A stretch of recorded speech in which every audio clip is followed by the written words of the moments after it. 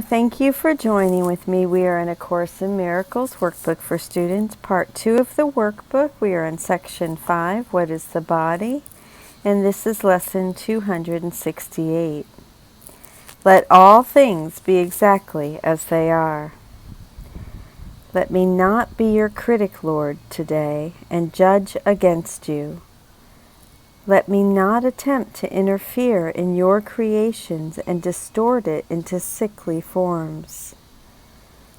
Let me be willing to withdraw my wishes from its unity, and thus to let it be as you created it. Footnote 74. These opening sentences clarify that the meaning of today's idea is to not let all outer forms and events be exactly as they are. Rather, the forms and events of this world are the result of us not letting things be as they are. They are the result of us playing God's critic, distorting His creation into sickly forms, and imposing our wishes for separation onto its unity. The real meaning of today's idea, then, is to let God's creation, which is formless, timeless, and united, to be exactly as it is. To let all things be exactly as they really are. For thus will I be able to recognize myself as you created me. In love was I created, and in love will I remain forever. What can frighten me when I let all things be exactly as they are? Let not our sight be blasphemous today, nor let our ears attend to lying tongues. Footnote 75. To let our sight be blasphemous is to see external forms as real. To let our ears attend to lying tongues is to listen to the voices that tell us this world is real. Only reality is free of pain. Only reality is free of loss. Only reality is wholly safe, and it is only this we seek today. And now we will read the commentary by Robert Perry and Alan Watson. First by Robert Perry, the practice suggestion for today. When I repeat this idea, I often add an extra word. Let all things be exactly as they really are. Or, making it more specific, let this be exactly as it really is. The word really emphasizes that accepting things as they are does not mean resigning ourselves to the what is, seen by our eyes. Rather, the world we see is itself our refusal to accept what is, our attempt to be God's critic, our projection of separation onto heaven's unity.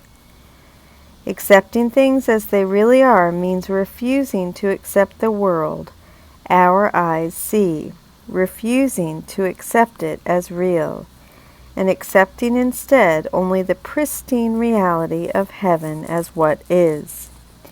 This is how we let all things be exactly as they are, and this is how we find our peace. Commentary by Alan Watson. Seen in the light of forgiveness, this lesson teaches us that to criticize what is to judge and condemn God. To let all things be exactly as they are is a form of forgiveness. To insist that things be different is to judge and to be unforgiving. As Paul Farini wisely says in his little book From Ego to Self, only when I resist what is here do I desire what is not. We are all filled with wishes for how things should be. We are all discontent with things as they are. Is anybody really perfectly content with everything in their life? Yet this is what this lesson counsels. It could seem to be a cruel counsel both towards myself and towards the world around me.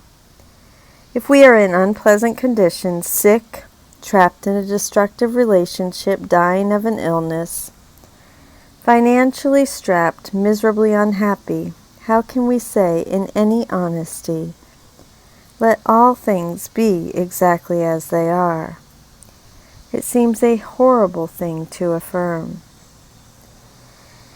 If we see horrible conditions around us in family, friends, or the world with people in some condition like the above, how can we say, "Let it be"? And there are always conditions like that, always. Whether we see them or not directly. Our reluctance to say these words under such circumstances, or the circumstances of this world, testifies to our firm belief that the conditions we see are real. And of course, a lot of people don't understand this unless they understand it. So, if we believe the suffering is real, of course we do not wish it to continue. We cannot say it if what it means to us is "let my mother be dying in pain" or "let my husband continue to drink and beat me." Of course not. The lesson is really a call to recognize that the conditions of suffering we see are not real. Only reality is free of pain. It is a call to recognize that nothing real can be threatened and nothing unreal exists. We cannot say "let it all be" until we first recognize that all means only what is real, only what is of God. The rest is illusion. To say "let all things be exactly as they are" is an affirmation of faith that what appears to be pain and suffering is not really there. It is a response to God's call, drawing us up out of the world of conditions and into unconditional truth. It is a phrase that applies not to the world we see with physical eyes, but to the world we can see only with the eyes of Christ. It is an affirmation that we want to see the solid reality behind the illusion of pain. It does not mean that we turn our eyes on a brother in suffering and pain, see that, and callously say, "Let that be exactly as it is." That is the old Christian mistake of "it's God's will." It is not God's will that we suffer and die. To think so is to see the error, make it real, and then blame it on God. This lesson is not about seeing the error at all. Do not see the error. Do not make it real. Select the loving and forgive the sin. To say "let all things be exactly as they are" is an affirmation that conditions do not need to change for love to be real. Only the love is real, no matter what the conditions appear to be. That is what this is proclaiming. The error, the pain and suffering we see does not come from God. It is therefore not real. It is only a projection of our collective minds. It is there because we have allowed ourselves to wish conditions would be different. Ending the wish for different conditions is the start of dispelling the illusion. Resigning as creator of the universe is what is called for. We think we can change this, fix that, patch this up, and the world will be a better place. It is our interference with reality that has made it what it is. It is our interference that must stop. While we are in the world of illusion, we must function there sanely. If I cut my finger, I don't let it bleed unattended because I know the body is not real. No, I put a Band-Aid on it. Yet, as I do that, let me recognize that what I'm doing is magic. I'm just patching the illusion, and it isn't really important. It just makes for a more comfortable illusion. Making the illusion more comfortable is fine, but in the end it is completely irrelevant. The same, therefore, applies to extreme conditions. Suppose I'm dying of cancer. Of course I treat it. How I treat it does not really matter. I may use medical therapy. I may try to heal myself through diet. I may do affirmations and mental conditioning. All of it is magic. All of it is patching the illusion. In the final evaluation, it does not matter if my body lives or dies. Let all things be exactly as they are in this circumstance means what happens to my body is not what counts. Giving and receiving love counts. I don't need to be free of cancer to be happy. What happens to my body does not affect who I really am. If, when ill, I live with a continual insistence that the condition of my body must change in order for me to be happy, I am merely perpetuating the error that made me sick in the first place. Let it be does not mean I cease all effort to change conditions, but it does mean I give up all investment in the outcome. It means that, however the conditions evolve and manifest, I rest assured that they cannot affect the ultimate good of all living things. I do not perceive my own best interests, says Lesson 24. Saying let it be is the natural outcome of realizing our ignorance. Operating from our extremely limited viewpoint, we can still attempt to change conditions. But as we do so, we recognize there is a lot we don't understand, a lot we haven't taken into consideration, because from the perspective of a separated mind, we simply cannot see it. So we do what we see to do, but we are not attached to the outcome, recognizing that whatever our efforts, the results are in God's hands, and God's hands are good hands. Jesus, praying in the Garden of Gethsemane, is an example of this attitude. He said, "Let this cup pass from me, nevertheless, not as I will, but as thou wilt." From this perspective, as a human individual, Jesus did not want to be nailed to a cross. From his trust in God, he could still say, "Let it be unto me as you will." It is necessary for the teacher of God to realize not that he should not judge, but that he cannot. To say, "Let it be," is to realize this and to affirm that God's judgment is perfect. We are not to judge anything that happens. Today I will judge nothing that occurs. That means we don't judge anything as bad, and neither do we judge it good. We don't judge at all. What is, period. Let it be. And now if you'll close your eyes, I'll lead us into the meditation for this lesson. 268. Let all things be exactly as they are. Let me not be your critic, Lord, today and judge against you. Let me not attempt to interfere in your creation and distort it into sickly forms. Let me be willing to withdraw my wishes from its unity and thus to let it be as you created it. For thus will I be able to recognize myself as you created me. In love was I created, and in love will I remain forever. What can frighten me when I let all things be exactly as they are?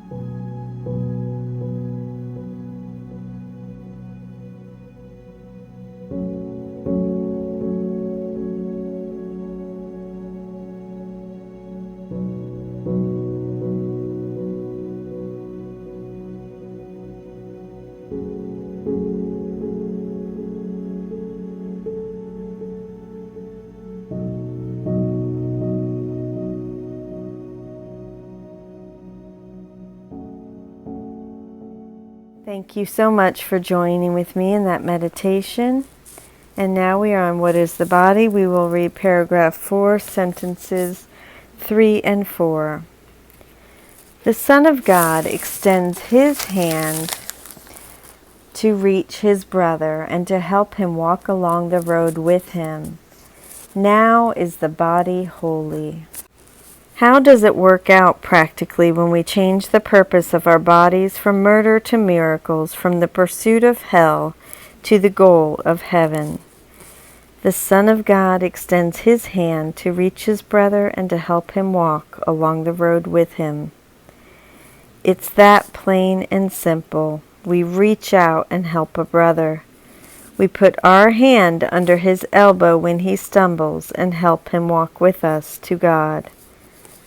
We allow ourselves to be the first to smile and welcome. We drop our pride and become the first to seek reconciliation in a wounded relationship. We visit a sick friend. We help one another. Some people say that since our only responsibility is accepting the atonement for ourselves, there is no connection to outward actions. It's all a mental thing. I say bourgeois. Accepting the atonement for ourselves is the sole responsibility of miracle workers. This means that if you do accept the atonement, you will work miracles. If you aren't working miracles, bringing healing to those around you, you aren't accepting the atonement. The two go hand in hand. Read the paragraph in which that sole responsibility statement occurs, and notice what follows that statement. By accepting the atonement, your errors are healed, and then your mind can only heal. By doing this, and here's a quote from the text, chapter 2, section 5. You place yourself in a position to undo the level confusion of others. The message you then give to them is the truth that their minds are similarly constructive. In order to be a miracle worker, you must accept the atonement for yourself to heal the errors of other minds. You must have your own errors healed first. If you are familiar with Christian theology, this confusion about healing myself versus healing others is like the old argument about salvation by grace versus salvation by works. Doing good works will not save you, the Bible says. Salvation is only by grace through faith. And yet it also says is that if you have faith, you will do good works. The good works are the evidence of the faith. Therefore, faith without works is dead. Similarly, accepting the atonement is all that is necessary, but the evidence of doing so, the proof that you have accepted healing for your own mind, is the extension of miracles of healing to those around you. The Course repeats this over and over, saying that the way you know you are healed is by healing others. This is a quote from text chapter 14, section 1. That is why miracles offer you the testimony that you are blessed. If what you offer is complete forgiveness, you must have let guilt go, accepting the atonement for yourself and learning you are guiltless. How could you learn what has been done for you unknown to you unless you do what you would have to do if it had been done for you? So, unless you do what you would have to do if it had been done for you. So what these sentences are saying, back in what is the body section, is that the body becomes holy as we use it in service to others. By extending our hands to help, we bring healing to our own minds. Reaching out instead of drawing back, seeking to heal rather than to wound, is how we accept the atonement. Or better, how we demonstrate to ourselves that we have accepted it. The mind that has accepted atonement can only heal, and by healing we know our true self. Notice here that the body serves to heal the mind. Yes, the mind is what needs healing, but the body serves to heal it by acting in healing love towards our brothers. Thank you so very much for joining me in this beautiful lesson and what is the body section, lesson 268. Let all things be exactly as they are. I love you. Thank you so much for joining with me. Have a beautiful day.